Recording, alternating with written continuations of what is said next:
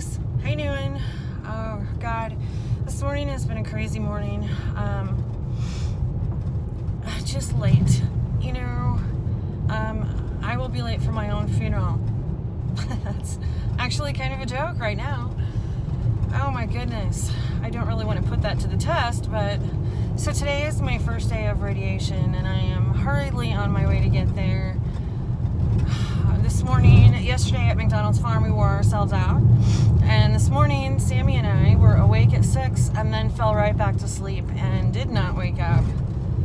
So I fixed a few things this morning. First all, subscribe to my page, please.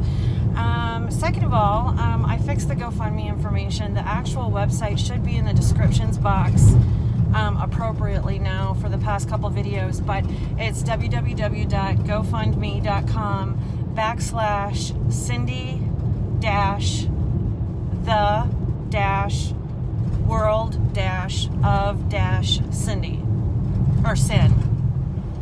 So hopefully that makes sense. If not, then just look in the descriptions box and you can find it. If all else fails, you can go to the GoFundMe page and go in the search menu and type in Cindy Helken, Helkenn.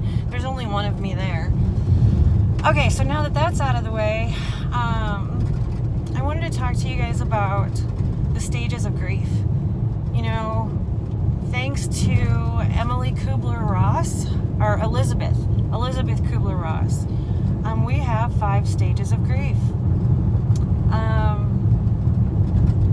And it's amazing how, when I was a nurse before, what I thought about the stages of grief and how I think about them now.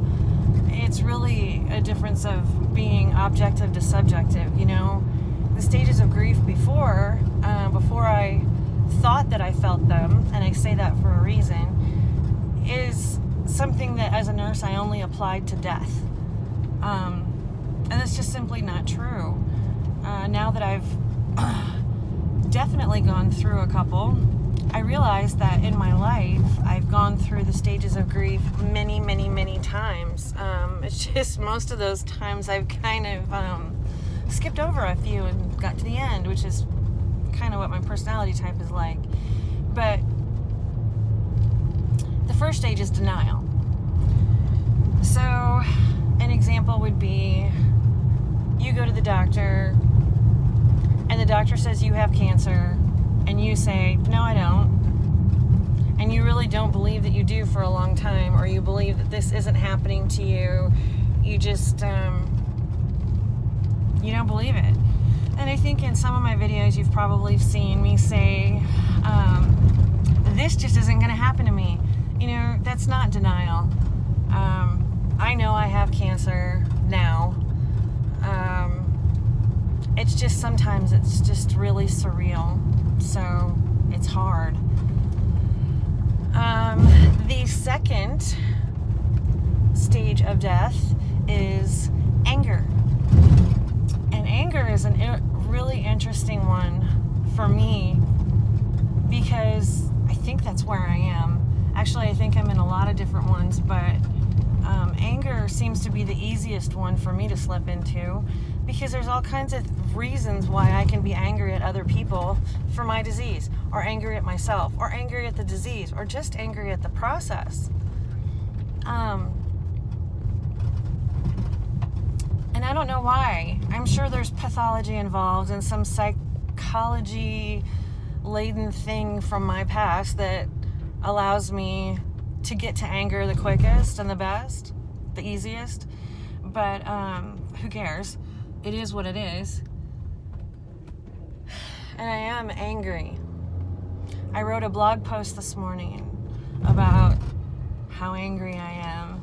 It probably doesn't make any sense. Sometimes I write and I don't feel like I make any sense, and then I'll go back and read it later and realize that it kind of did make sense. Oh, hang on.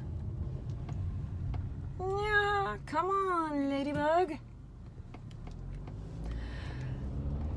So we've got that. There's anger, denial and anger. The third step is bargaining. And I love to bargain. God, if you just make me better, I promise I will do whatever you want for the rest of my life. How many times have I said that in the last year and a half? I think we bargain everything in our everyday lives. I'm not really sure if it's bargaining or if it's not. You know, convincing ourselves to be one way when we get out of bed in the morning, regardless of how we actually feel or how we really want to be, is what I used to consider bargaining. Cindy, if you just get your body out of bed, I promise, you know, I'll figure out ways to alleviate your pain today. Bargain with myself. And that's actually funny because how do you measure that? Oh goodness. So we've got denial, anger, bargaining. The next one is depression, and that's easy to slip into also. Depression just baffles me because, again, when I worked as a nurse, I saw depression as something that was just almost unreal.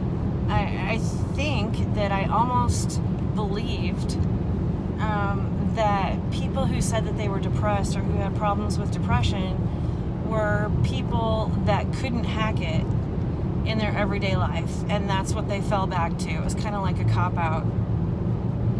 And I'm sorry for feeling that way or for thinking that way. If it ruled my actions as a nurse and offended anyone that I'm not aware of in my 20-plus year career as a nurse, I apologize to you now. Okay? I apologize to you now. Because depression is an extremely complex issue.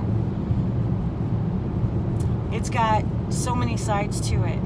For example, you've got the clinical side to it. Okay? Clinically, when someone is depressed, you would objectively see changes in hormonal fluctuations, changes in brain chemicals that would influence your mood. That's why they have antidepressants. If you're depressed and laying around and your serotonin's too high or too low and you're manic or depressive, get a pill for that. And then there's another side to it that I think is genetic, but I don't know if I actually class this as a side of depression, because I think geneticism isn't something that people should depend on for an explanation. Just because something is genetic doesn't mean that you have it. It may mean that you've got more physical characteristics of being prone to have it, but if you know that, then in my mind, you can prevent being depressed, if that makes any sense at all. For example,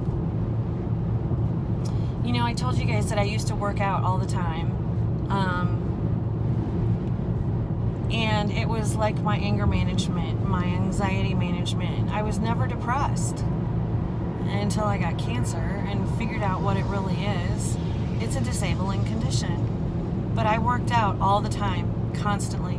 My body felt better when I worked out. My mind felt better. It's just unfortunate that I was as closed-minded about the topic of depression that I was, because I've learned so much, and I'm going to continue learning. You know, I'm still reading about depression. I'm still reading about how to combat it. Exercise is great. Eating right is great. Getting your mind right is great. I love that phrase, get your mind right. Love it. But it means different things to different people. Anyway, depression. I'm rambling here. Because I really don't know what to say about depression other than I understand it now, but not well enough to explain it in a way that makes sense, which is a very awful place for me to be. And so then we've got the fifth one, acceptance. We've got bargaining, depression, and acceptance. Denial, anger, bargaining, depression. Yeah, that's 5. Yep. Acceptance. Acceptance is when you know you have cancer and you know you're going to die from it and you're okay with it. I think that's what acceptance is. Honestly, I haven't really gotten there, so I'm assuming that that's what it is. That's what it looks like in the textbooks. That's what feels right to say. But it's difficult for me to believe that acceptance isn't defeat. And so if I say I accept the fact that I'm going to die from cancer, my brain automatically flips to, you're defeated, cancer has won, you failed. And I know that's not right, but I don't know what to fill in the blanks with. I know I have cancer. I've accepted the fact that I have cancer. I don't want it. I don't like it. I hate everything about it. But I have it. And I'm dealing. But I don't know if that's acceptance or not. Because I'm not okay with it. I don't know if I'll ever be okay with it.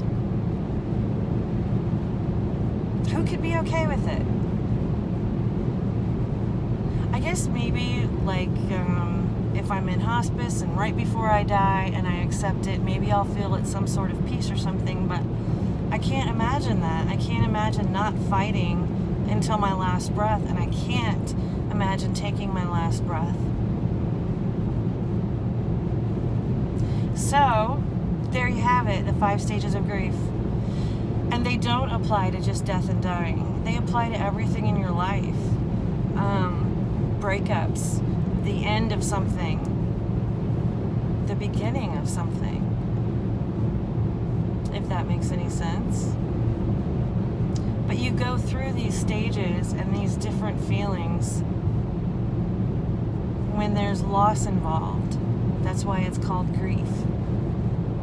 So anytime you experience grief, you're going to go through all or some of these steps. I think the problem is when people get stuck on a step and they just can't get past it. I think that is the worst feeling in the world, and I can say that because I believe I am. I think I'm stuck between anger and depression. In between there's bargaining, and so that's what I'm doing. So I've got like all 3 of them going on at once. Talk about multitasking. And I don't know how to get through it yet. And frankly, it's just, I don't want to get through it. I just don't want to have anything to do with it. And there we have denial. So maybe I am in all stages at one time. I thought I understood the stages of death and dying when I worked as a nurse. And I realized that I don't understand them at all. I understand each one individually. I don't understand how you can be in all of them at the same time. But anyway, I'm going to get going because I am exhausted. And I've got to get going here and get into my radiology appointment. So, I will talk to you guys very soon. See you later.